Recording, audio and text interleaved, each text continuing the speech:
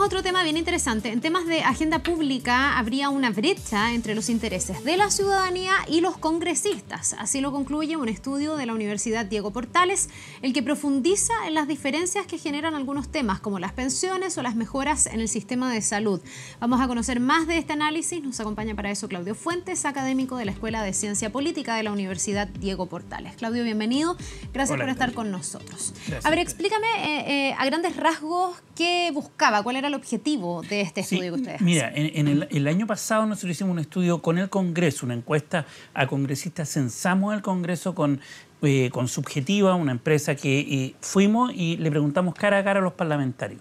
Y después, con Criteria Research, ellos se mostraron interesados y dijeron, repliquemos las mismas preguntas idénticas en la ciudadanía para ver lo que se llama la congruencia, es decir, cuán cercano o lejana las ideas de los parlamentarios están de la ciudadanía. Y eso es lo que estamos mostrando ahora. ¿Y cuáles son los temas centrales? Vimos dos grandes temáticas globales. Uno, el vínculo Estado-mercado, es decir, cuánto Estado, cuánto mercado. Y son frases en donde te obligan a posicionarte pro-mercado o pro-Estado. Y también la otra dimensión que es lo llamado la autonomía individual o lo valórico, homosexualidad, aborto, es decir, eutanasia, migraciones, que tienen que ver con posiciones individuales que tienen respecto a ciertos temas de la agenda de la autonomía individual, de cuánto te afecta a ti individualmente. Ya, y efectivamente llegan a una conclusión donde la ciudadanía mira los temas de una forma y quienes están legislando ¿están mirando en otra dirección? ¿Ya hay una brecha? Sí, en el tema Estado-mercado hay una brecha muy fuerte y esa brecha es consistente con lo que otros estudios han mostrado anteriormente. Es decir, la ciudadanía se muestra mucho más pro-Estado que la élite política, en este caso el Congreso, que se muestra más pro-mercado, con brecha significativa. El 80 y tanto por ciento estaría por una AFP estatal versus el 40% del Congreso que estaría por una AFP estatal. O sea, estamos hablando de 40 puntos de diferencia, lo que es mucho. En el tema ISAPRES también. Y esto refleja no necesariamente que la ciudadanía quiera todo en el Estado y que la élite todo en el mercado. No es tan literal. Yo creo que tiene que ver más que nada con, por una parte, 10 años en donde ha habido muchos escándalos de abuso de poder de parte de empresas importantes en Chile y por lo tanto yo creo que es una señal que busca protección, que busca asegurarse que tú no vas a pagar el costo individual y que otros también solidaricen con ese pago. Claro, hay una de las primeras preguntas que a mí me surge es si es que hay una muy buena valoración de lo estatal o hay una tan mala valoración del mercado y del mundo privado, claro, que en realidad la gente ve el Estado como un refugio, porque cuando uno ve las diferencias en la calidad muchas veces respecto del tema que, no sé, que tú pones, el tema de la salud, que está súper en boga ahora, exacto, también hay muchas quejas respecto de lo público en este caso, respecto de FONASA. Exacto. No es necesariamente que la valoración del Estado sea tan alta, sino que en esa disyuntiva la gente se sentiría más protegida en sistemas estatales. Exacto. Y también tiene que ver con quién paga por esto, porque, por ejemplo, en el caso pensiones, que es muy de la agenda pública y va a estar mucho en la agenda pública este año, en caso pensiones, la apuesta de un sector es, ok, usted capitalice y capitalice más, o sea, ahorre más y va a tener una mejor pensión. Y la ciudadanía dice, yo no creo tanto eso, porque en realidad la práctica lo que ha mostrado es que no pasa eso. Y por lo tanto el debate va a ser, por una parte, ¿quién paga por ese ahorro? ¿Son los empresarios o el empleador? ¿Es el Estado que contribuye más? Y el tema de las comisiones. Entonces yo creo que el debate sobre pensiones tiene que ver con regulación, es decir, que no me cobren comisiones excesivas. En segundo lugar, con el tema de quién va a pagar al final la cuenta del ahorro previsional. En el caso de ISAPRE hay una situación distinta porque el 80 o más del 80% está en el servicio público, no está en el privado. El 80%. Y por lo tanto, decir yo quiero que las ISAPRES estén en el Estado es gratis, o sea, para la ciudadanía, dice, ellos no están en ese sistema, bueno, que todo sea parte del Estado en el fondo. Entonces, yo creo que hay algunas diferencias ahí, depende de los sectores, en el tema eje Estado-mercado. En lo que queda respecto del tema valórico, lo que hemos visto con estudios anteriores es que hay una mayor cercanía, es decir, la élite política se acercó a los planteamientos de la ciudadanía. Antes de entrar al tema de lo valórico, quiero seguir un poco profundizando en esto del eje mercado-estado, porque se me genera una contradicción. ¿Sí? Que puede tener que ver también con cuando las cosas son hipótesis o teóricas que cuando son prácticas y la realidad. Porque si fuera así, que en el fondo la gente prefiere el Estado por sobre el mercado, no me calza que las elecciones las haya ganado Sebastián Piñera, que obviamente tiene una mirada más de mercado, que es la derecha chilena la que llega nuevamente al poder después de un gobierno como el de Michelle Bachelet, que justamente lo que puso en la agenda fue un eje de más Estado. Claro. Diciendo, por ejemplo, que se iban a acabar las concesiones a los hospitales, que los hospitales deben ser una gestión del Estado, diciendo que se va a reformar las ISAPRES, siempre pensando en que ese es un grupo privilegiado, diciendo y hablando de educación pública de calidad, tratando de también regular al que gestionaba el mercado para las capas, digamos, que tienen más acceso, no para los privados pagados, porque eso han quedado siempre fuera, pero regulando los colegios particulares subvencionados, evitando el copago, que era una de las maneras en que la gente también accedía al mercado.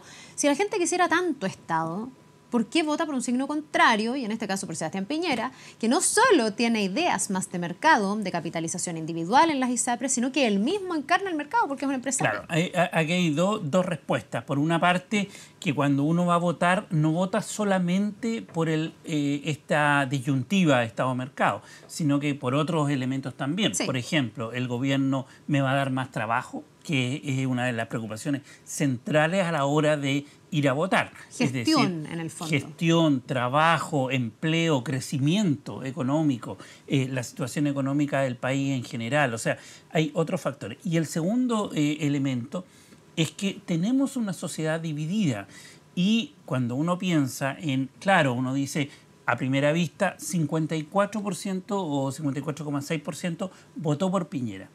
Pero cuando uno hace una encuesta, uno ve el conjunto de la sociedad, no ve que solo el 27% del electorado votó por Piñera. Claro, tú me estás hablando de los niveles de abstención en el fondo. Exacto. Porque puede haber mucha gente que se quedó fuera porque tampoco estaba de acuerdo con... Porque no, claro, no pero cuando uno ve encuestas, por ejemplo, en el tema de las AFP, uno pensaría, porque el Estado, me imagino, debiese tener características mucho más solidarias que el mercado. Pues sí, eso de que el mercado es cruel, uno Así como que es. lo vivencia a diario un poco. Pero cuando a la gente le preguntan, bueno, vamos a cotizar más, ¿qué quiere que pase con esa cotización? ¿Que se vaya a un fondo común para que entre todos tengamos mejores pensiones o que se vaya a su cuenta de capitalización individual, que es como el gran demonio de las AFP? ¿Qué dice la gente? Ya. Que se vaya a mi cuenta individual. Entonces Claro, me choca otra vez el concepto del Estado. Es que ahí hay distintas dimensiones de análisis. Por una parte está, yo quiero que el ahorro que es mío siga siendo mío, ¿cierto? Llamémoslo el individualismo respecto de ese Mi tema. esfuerzo es mío. Exacto. Para Otra mí. cosa es solidarizar con otros, que yo creo que la solidaridad en tema de pensiones es muy baja, ¿ya? Y otra cosa es quien paga por mayor ahorro en la capitalización. Y ahí te aseguro que la ciudadanía dice, yo no quiero pagar yo, quiero que otros paguen por mí. Entonces, ¿y quién es otro? El empleador, por una parte. O sea, te aseguro que el 80-90% te va a decir, ¿qué prefiere? ¿Usted capitalizar o que su empleador capitalice? O sea, mejor que me paguen por mí. No, ¿cierto? pero es que obvio, o sea, en todas estas discusiones yo creo que O el Estado. cuando significa uno pagar menos y que tu bolsillo se alivia, Claro. la gente... Pero ahí también entonces empiezo a pensar cuál es el concepto de Estado que se tiene. Exacto. Porque Entonces, en el fondo es el Estado, el benefactor que me va a dar todo gratis, eso no es, digamos, viable. Y así lo han demostrado los países donde eso ha ocurrido, que ya claro, están en una crisis. y ese elemento es lo que piensa la élite del Congreso. El Congreso que está legislando, dicen, esto no es viable. Entonces ellos optan por decir, por el mercado, porque dicen, ¿saben qué? Esto políticamente no es viable ni financieramente. Mira, viable. aquí hay un tema interesante, porque yo pensaría, a priori, digamos, que si tú haces esta encuesta en el Congreso, los sectores de derecha debiesen decir mercado y los sectores de izquierda debiesen decir Estado. Sí. Y que debiese ser más o menos un No sé si 50-50, porque ahí tenemos el centro que está medio diluido y que ya nadie sabe lo que es el centro muy bien, para ser muy honestos. Pero ¿cuál es la radiografía ahí? Porque resulta que nosotros tenemos parlamentarios socialistas que están en una ISAPRE. Sí. Y tenemos parlamentarios, no sé, de izquierda que tienen a sus hijos en colegios pagados. Entonces uno dice, bueno, también puede haber mucha gente de izquierda que sea más de mercado. El gobierno de Lagos fue mucho de la mixtura público-privada, de concesiones, etcétera. Y puede haber en la derecha gente, que mira con menos miedo al Estado. A lo mejor no como un Estado totalitario en el sentido de que tener la concentración máxima de las cosas, pero que sí, en algunas cosas estaría dispuesta a cederle más espacio al Estado. Esta encuesta la hicimos en el Congreso el año pasado, entre mayo y agosto, por lo tanto refleja esta composición del Congreso, y el 41% está porque sea estatal la AFP.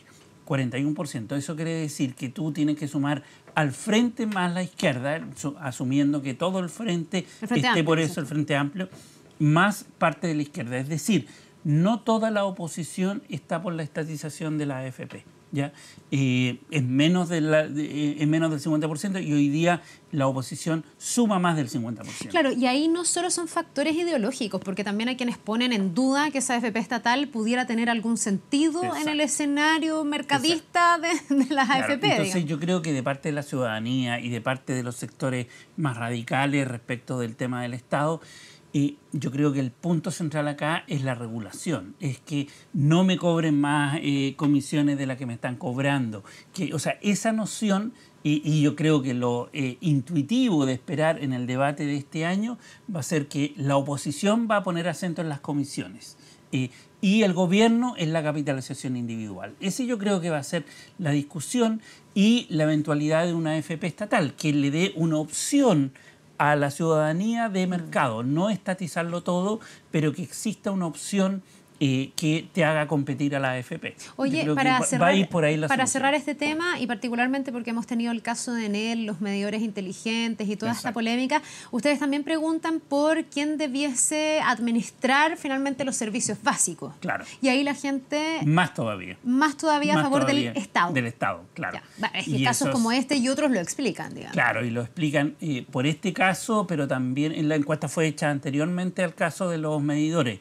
Pero también porque... Saldría más Estado todavía. Claro, porque además hay mucha concentración, hay muy pocos proveedores de estos servicios, ¿cierto? O sea, uno o dos. O sea, no hay opción. Y no hay opción. Y por lo tanto, frente a la no opción y a la percepción de que a mí me abusan, por ejemplo, uno de los temas centrales que va a estar en la agenda en los próximos años va a ser el agua. El agua como bien de uso público, y eso nos lleva a la discusión de Codelco. El único tema donde hay consenso en este tema Estado-Mercado es Codelco. La mayoría, así abrumadora, más del 70% de la ciudadanía y de la élite está porque sigue siendo estatal. Es decir, ahí hay un tema generacional que viene de los años 60 respecto de hay un patrimonio estratégico de Chile y por lo tanto tiene que ser estatal. Claudio, vamos a los temas valóricos. ¿Cuánta sintonía hay entre esa élite que legisla, que propone las discusiones también, y la ciudadanía? Muchísima. Ahí se acerca mucho más. Sobre el 60%, por ejemplo, está por el matrimonio homosexual, tema que está en la agenda. ¿Sobre el 60% de? De la élite y de la... ambos, hay convergencia. Ambos, hay convergencia, hay congruencia entre élite y ciudadanía. De hecho, la pregunta sería ahí, ¿por qué no se ha legislado todavía si hay mayoría en el Congreso sobre el 60% y apoyo de la opinión pública? O sea, ese es un tema que debería legislarse y salir rápido, de acuerdo a... Ahora, hay otras variables. Uno sabe que en el Congreso juegan otros factores. El gobierno no puede irse contra la UDI está más en contra del matrimonio sexual, ese tipo de temas. Eutanasia, por ejemplo, cerca del 80% de la ciudadanía está de acuerdo y en el Congreso 60 y tanto %. O sea, hay una mayoría favorable a la muerte asistida. Eso está en trámite, vamos a ver si es que sale. Claro. Aborto, preguntamos sobre el penalizar bajo cualquier circunstancia el aborto y es rechazado por el 70% en ambos casos. Que era lo que teníamos antes. Claro, es decir, comparado con estudios anteriores, lo que uno ve es que hay mayor convergencia. Pero perdón, ahí ustedes preguntan por la diferencia entre las 3 causales y el aborto libre, porque también tengo yo la impresión de que en lo valórico nunca es muy blanco y negro. Siempre puede haber matices y finalmente lo que se aprobó, que son las 3 causales, queda como al medio de los más conservadores y de los más liberales. Exacto. Los más conservadores que no quieren por ningún motivo despenalizar el aborto y lo quieren sancionar y que no exista el aborto como una opción, digamos, a elegir. Claro. Y los que quieren que esto sea absolutamente libre consideran que esto tiene que ver con los derechos reproductivos de las mujeres. No, ahí nosotros hicimos frases que son radicales para obligar a posicionarte. Y ahí lo que encontramos es que en la ciudadanía y en la élite lo que hay un 28%, 29% de un sector duro que no quiere aborto bajo ninguna circunstancia. Entonces, te habla de que hay un 30% más o menos de la ciudadanía y de la élite que está por posiciones más conservadoras en ese tema en particular. Y ahí no tenemos parámetros de comparación, Claudio, porque mucho se ha hablado en el último tiempo de que Chile está viviendo el mismo fenómeno que se vive en otros lados, que es la polarización. Que a mí en el tema del aborto me parece que queda como un poco desplazada esa idea.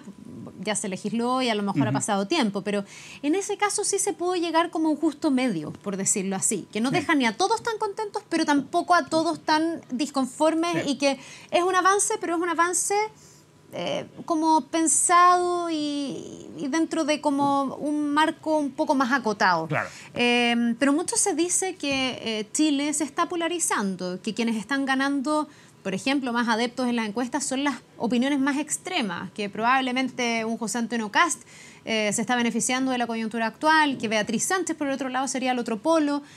¿Cómo lo ves tú eso en términos valóricos? ¿Esta encuesta puede reflejar algo de eso o no? Sí, porque preguntamos sobre autoposicionamiento en el eje izquierda-derecha y en el eje liberal-conservador y comparamos ciudadanía con la élite. ¿Qué es lo que uno mira ahí?